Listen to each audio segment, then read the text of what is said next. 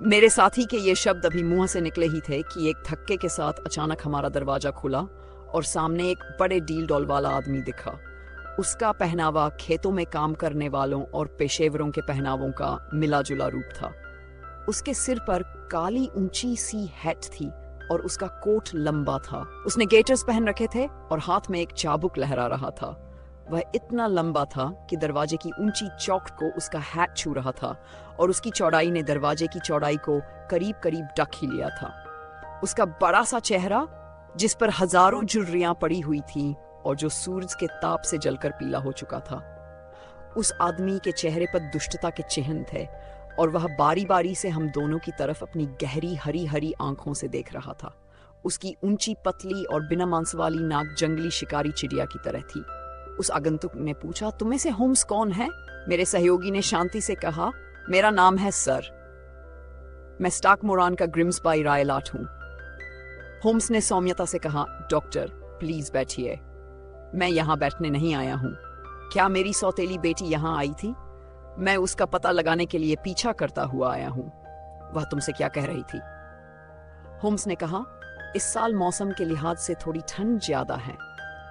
वह बुजुर्ग आदमी गुस्से के मारे जोर से चीखा, वह तुमसे क्या कह रही थी? मेरे साथी ने शांति से अपनी बात जारी रखी, मैंने सुना है कि इस बार खेसर काफी होगा। हमारे नए आगंतुक ने कहा, तुम मुझे बरगला रहे हो न। इतना कहकर वह एक कदम आगे बढ़ा और अपने हाथ के उस चाबुक को लहराते हुए बोला, बदमाश, मैं तुमको जानता हूं। मैं पहले भी तुम्हारा नाम सुन चुका हूं। तुम होम्स हो, जो हर काम में दखलंदाजी करता है। मेरा सहयोगी मुस्कुराया। होम्स दूसरों के कामों में रुचि लेने वाला। उसके चेहरे पर मुस्कुराहट और फैल गई। होम्स स्कॉटलैंड यार्ड का भूतपूर्व अधिकारी। होम्स ने अपना मुंह दबाकर हंसते हुए कहा, तुम्हारी बातचीत बहुत मजेदार है। अब जब तुम बाहर जाना तो दरवाजा बंद कर देना। ये यहाँ का तयशुदा कायदा है। जब मैं अपनी बात कह लूंगा तभी जाऊंगा। तुम मेरे मामले में दखलंदाजी करने की हिम्मत मत करो। मैं जानता हूं कि मिस स्टोनर यहाँ क्यों आई थी। मैंने इसका पता लगा लिया है।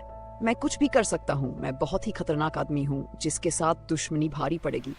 ये देखो। वह तेजी से आगे बढ़ा और अंगीठी कुरेदने वाली लोहे की छड़ को लपक कर उठा लिया और फिर उसे अपने भूरे बड़े बड़े हाथों से घुमाकर गोल गोल मोड़ दिया।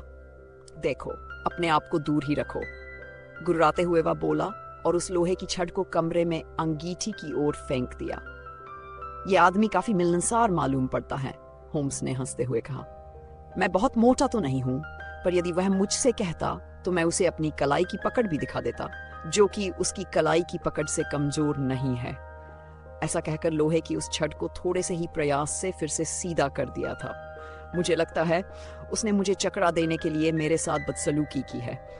ये एक घटना हमारी छानबीन को बल दे रही है। हालांकि मुझे विश्वास है कि हमारी दोस्त की उस थोड़ी सी लापरवाही से इस जंगली ने उसे ढूंढ निकाला, पर उससे उसे परेशानी नहीं होगी।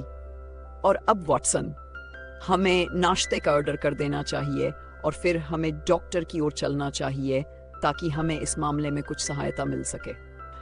शेरलॉक होम्स जब घूमकर लौटे तब तकरीबन 1 बज रहा था। उनके हाथ में नीले रंग के कागज की एक शीट थी जिस पर कुछ लिखा था और चित्र बनाए गए थे।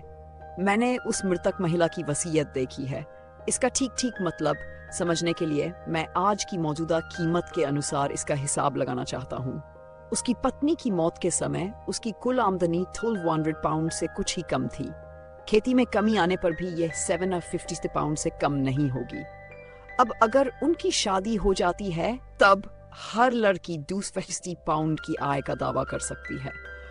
अब यह स्पष्ट है कि यदि दोनों लड़कियों की शादी हो जाती है तब यह पैसा बहुत ही कम रह जाता है, यहाँ तक कि उनमें से कोई एक भी इस आदमी को बहुत ही दयनीय स्थिति में पहुंचा देती। मेरा सुबह का काम बेकार नहीं गया, क्योंकि इससे यह पता चल जाता है कि ऐसे काम के बीच में रुकावट डालना उसका एक उद्देश्य हो सकता है।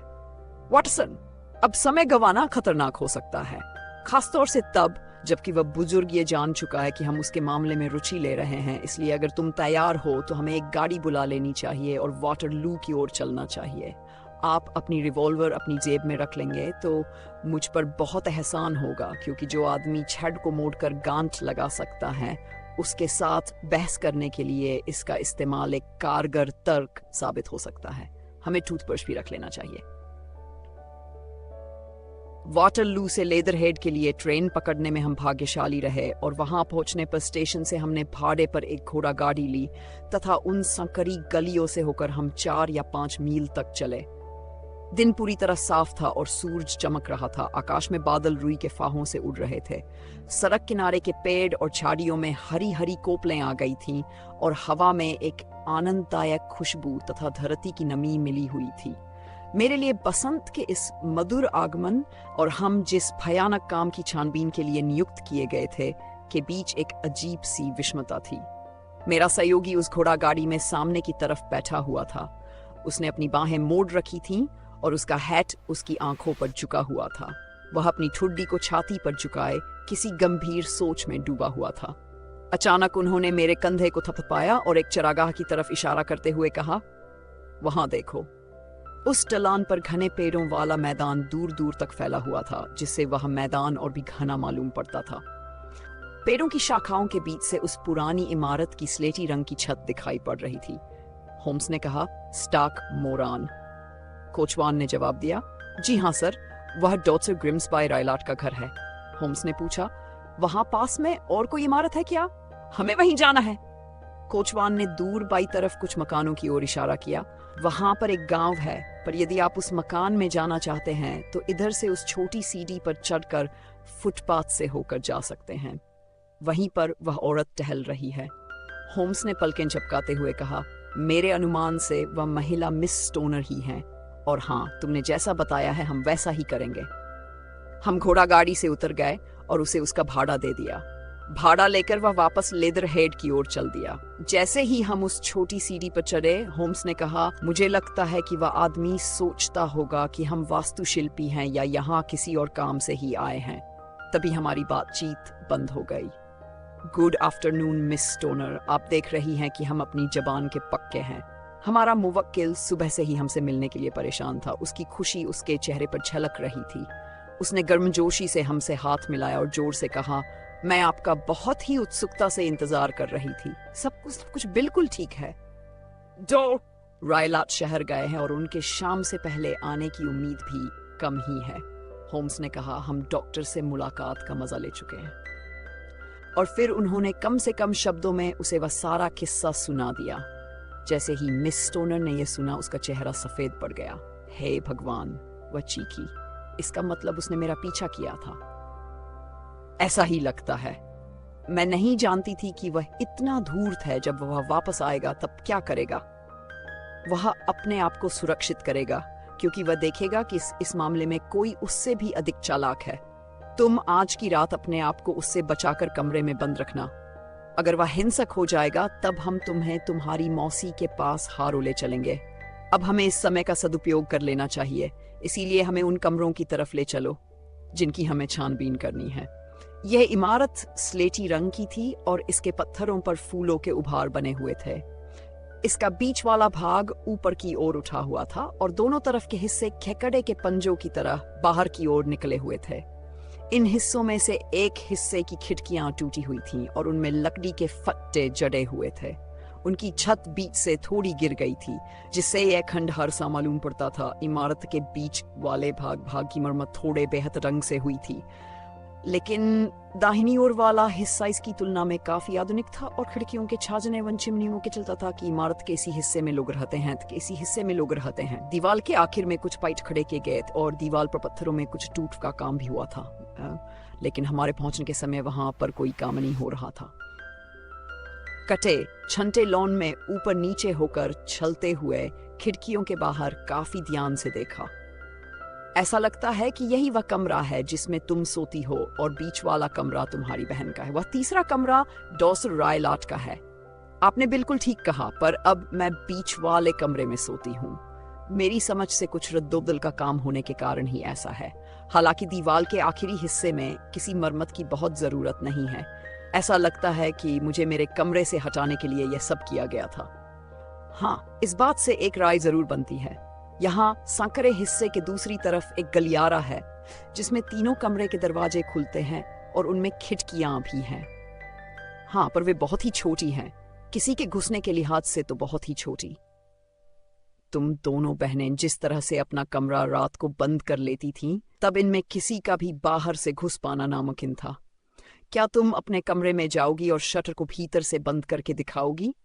मिस स्टोनर ने वैसा ही किया, और होम्स ने ध्यानपूर्वक उन खिड़कियों की जांच करने के बाद उनके शटर को खोलने की हरसंभव कोशिश की, पर उन्हें इसमें सफलता नहीं मिली।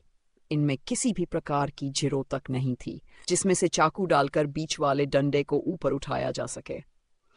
फिर होम्स ने अपने लेंस से उनके कब्जों को भी देखा, जो कि ठोस लोहे के बने थे। वे बिल्कुल अच्छी कारीगरी के साथ बनाए गए थे। उसने कुछ कुछ परेशानी से अपनी ठुड्डी को खुजाया और कहा, मेरे अनुसार जब शटर बंद है तब इसमें से कोई भी अंदर बाहर नहीं आ सकता है। देखते हैं कि भीतर से इस मामले पर कोई रोशनी पड़ती है क्या। कोने में बना हुआ एक छोटा सा दरवाजा सफेद पुते गलियारे की तरफ ले जाता था, जहां उन तीनों बेडरूम के दरवाजे खुलते थे। होम्स ने तीसरे कमरे को देखने से मना कर दिया और तुरंत उस दूसरे वाले कमरे में घुसा जिसमें मिस स्टोनर अब सोती हैं, और इसी कमरे में ही उनकी बहन अपने दुर्भाग्य को प्राप्त हो चुकी थी। पुराने ग्रामीण घरों की तरह यह एक छोटा सा घरेलू कमरा था, जिसकी छत नीची थी और दीवार में आतिशदान की जगह बनी हुई थी। कमरे के कोने में दराजों वाली एक भूरे रंग की अलमारी और एक सफेद पतला बेड था। खिड़की के बाईं तरफ एक ड्रेसिंग टेबल थी। इस सामान के साथ साथ इसमें लकड़ी के काम वाली 2 छोटी कुर्सियां और बीच में एक चौकोर कालीन भी बिछा हुआ था। कमरे की दीवारों पर चारों तरफ भूरे रंग के लकड़ी के फट्टे लगे थे। उनकी बलूत की लकड़ी को कीड़े खा चुके थे। वे इतने पुराने और बदरंग थी, इनसे पता लग रहा था कि वे वहां उस पुरानी इमारत की शुरुआत से ही थे। होम्स ने कोने से एक कुर्सी खींची और उस पर आराम से बैठ गया। उसकी आंखें उस कमरे के चारों तरफ बार बार घूम रही थीं और वह हर चीज को बहुत ही ध्यान से देख रहा था। उसने उस घंटी की लटकती हुई रस्सी, जिसका फंदना तकिए के पास था, देखकर पूछा, इस घंटी से किसे पुकारा जाता है? यह हाउसकीपर के कमरे तक जाती है। कमरे की और चीजों के मुकाबले ये नई मालूम पड़ती है। हाँ, ये सिर्फ 2 साल पहले ही लगाई गई थी। मेरे अनुमान से तुम्हारी बहन ने ही इसके लिए कहा होगा। नहीं, मैंने उसका इस्तेमाल करते हुए कभी नहीं सुना। हमें जो चाहिए होता था उसे हम खुद ही लिया करती थीं। इसका मतलब इतनी सुंदर घंटे यहाँ लटकना बेकार ही था। मुझे माफ करना, पर मैं इस कमरे की जमीन भी देखना चाहूंगा। उसने अपना लेंस निकाला और इसे हाथ में पकड़कर अपने चेहरे के पास ले गया और फिर तेजी से आगे पीछे करते हुए फट्टों में पड़ी दरार को ध्यान से देखा। यही काम उसने कमरे के चारों तरफ लगे लकड़ी के पैनलों पर भी किया। अंत में वह बिस्तर के पास आया और कुछ देर तक इसे घूरता रहा, फिर दीवार पर ऊपर नीचे अपनी नजरें दौड़ाई। उसने घंटी की रस्सी को अपने हाथों में पकड़ा और फिर इसे एक झटके के साथ खींचा। बोला, अरे ये तो दिखावटी है। क्या ये बजेगी नहीं? नहीं, ये तो तार से भी नहीं बांधी है। बड़ी मजेदार बात है। तुम देख सकती हो कि ये वहां उस थोड़े से खुलने वाले रोशनदान के छोटे से हुक से बांधी गई है। बहुत अजीब सी बात है। मैंने इस पर पहले कभी ध्यान ही नहीं दिया।